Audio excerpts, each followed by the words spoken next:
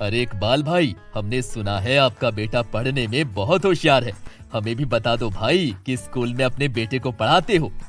रिजवान यार, मैं तो अपने बेटे को JUA पब्लिक स्कूल खोरी महुआ में पढ़ाता हूँ। ये school nursery to 10th class तक है। ये CBSE बोर्ड है।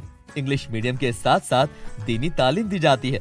यहाँ बच्चों को सेल्फ मोटिवेटर, थिंकर, ऑब्जर्वर और क्रिएटर बनाया जाता है।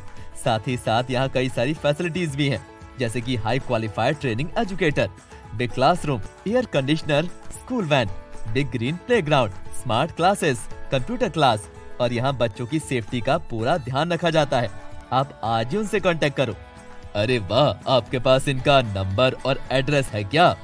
हाँ, क्यों नहीं। आप आज ही उनके नंबर 9470189574 या 8088265930 पर कॉल करें या दिए गए एड्रेस पर विजिट करके अपने बच्चों का एडमिशन करा लें।